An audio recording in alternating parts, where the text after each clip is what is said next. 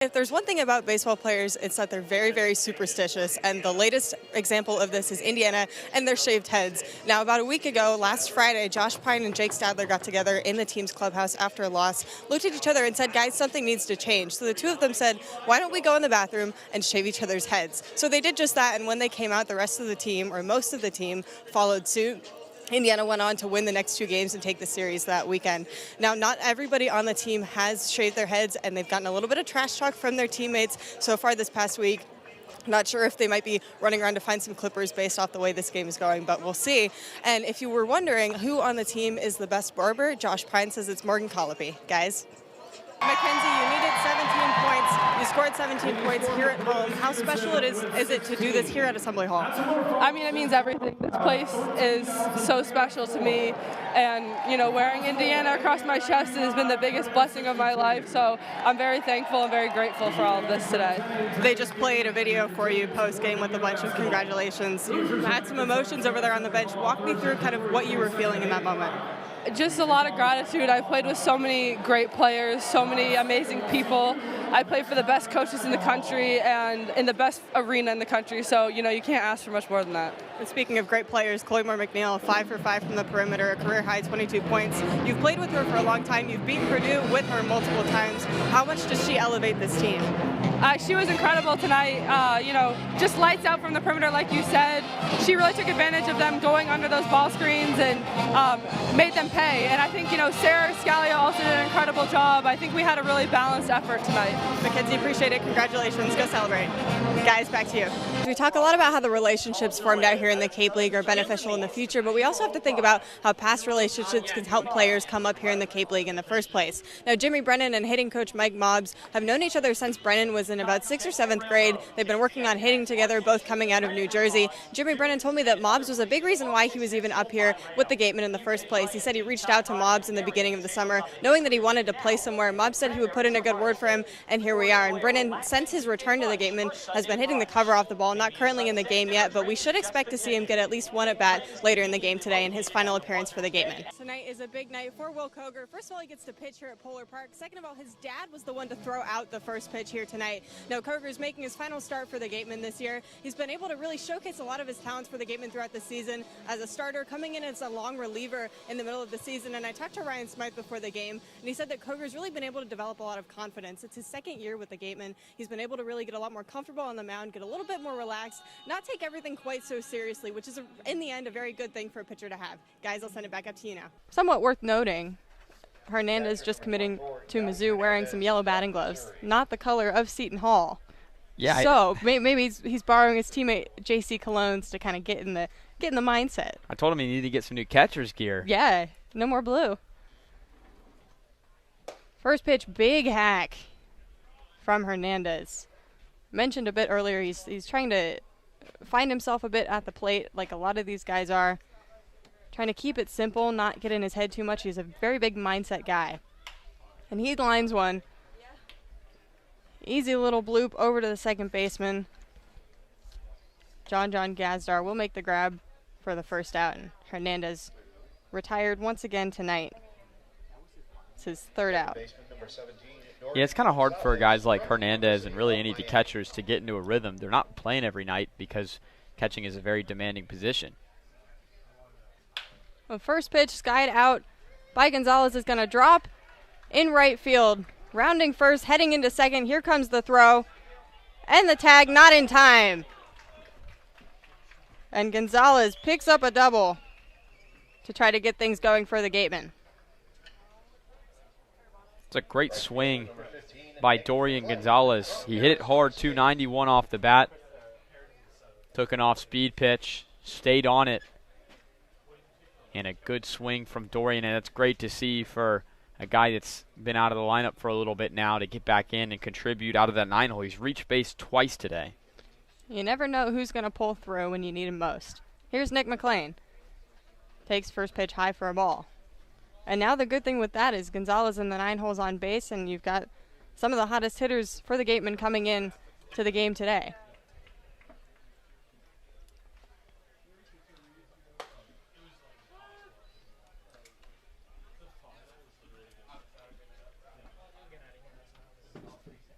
McLean with 6 multi-hit games so far this season has not had a hit so far tonight. Lines one back, foul for strike 2.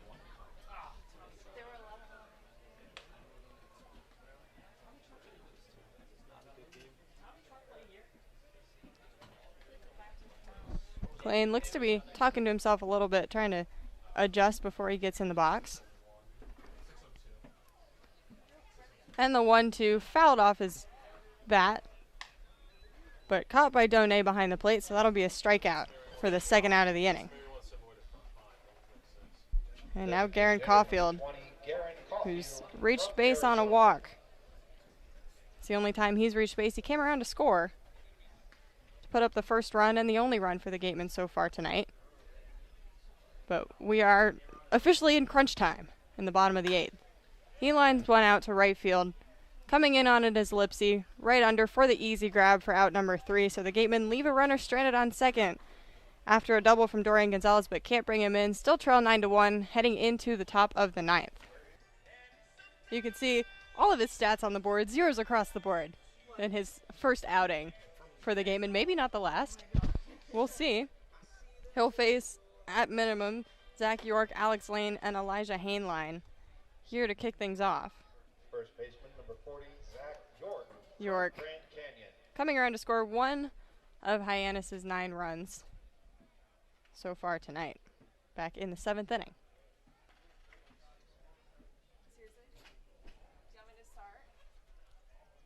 So JC Cologne, about to make his first pitch of his Cape League pitching debut, comes in low for ball number 1.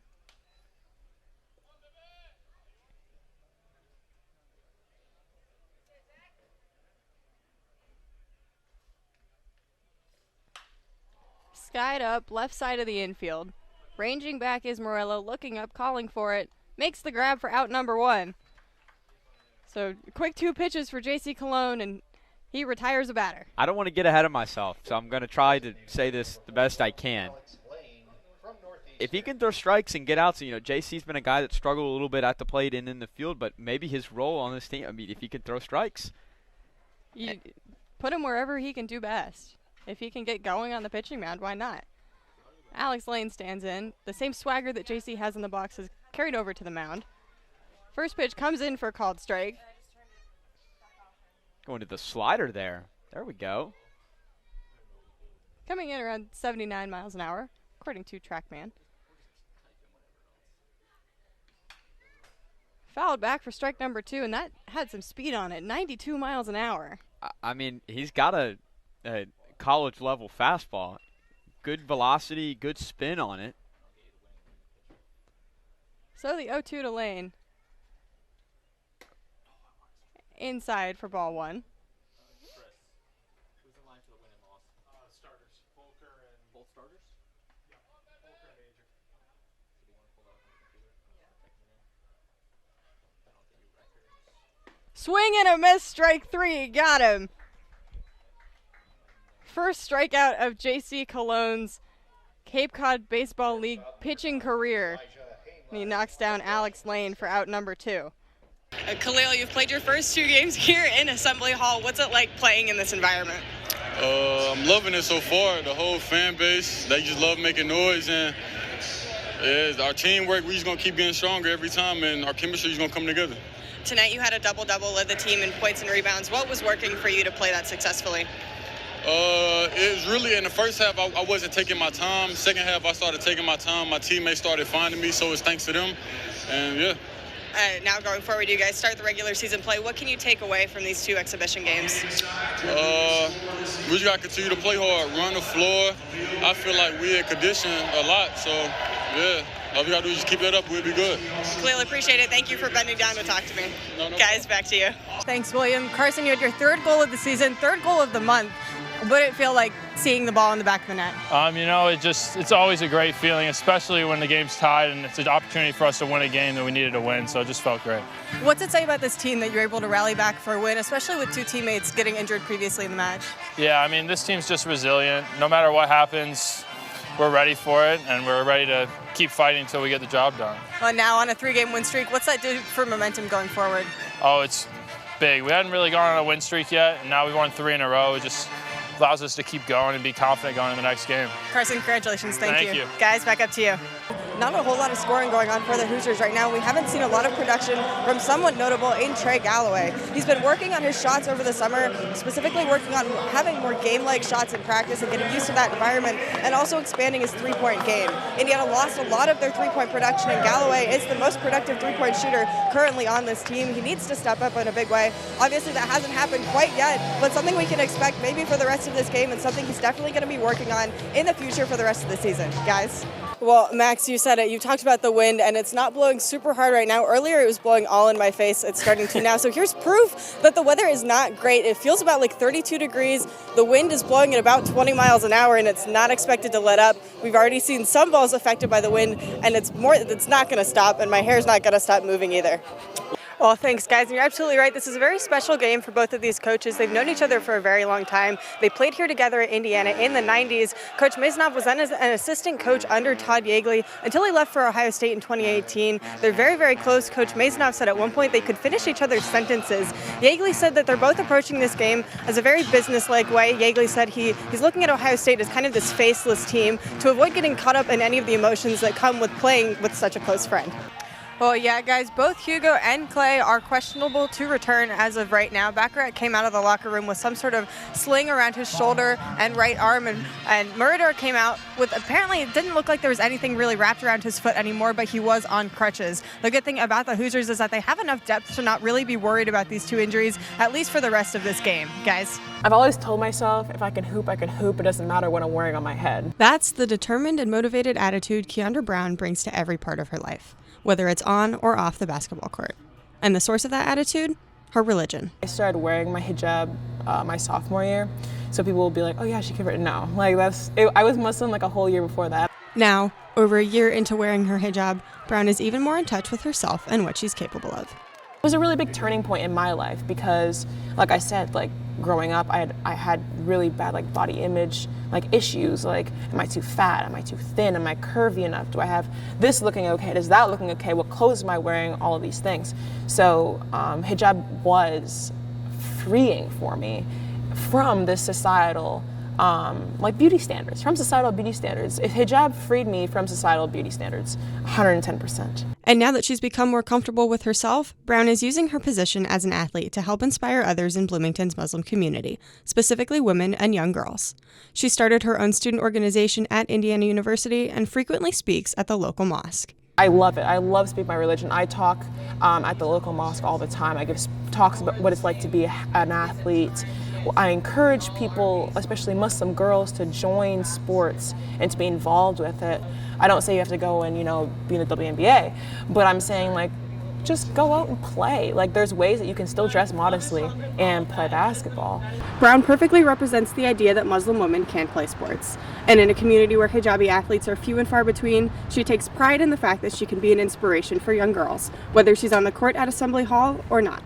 I'm realizing that these little girls that come up to me in the mosque that are I want to be basketball just like you. They have a hijab on and they have a basketball and they're so excited because they're oh my gosh, look, I can be like Keandra, da da da. So having that, being able to inspire like that has changed my perspective on basketball to take it even more seriously than I had before, to saying, okay, this is my why. With her why in mind, Brown continually works to make the most out of every situation and be the best version of herself she can be, for herself and everyone around her. For IU Sports Media, I'm Amanda Foster.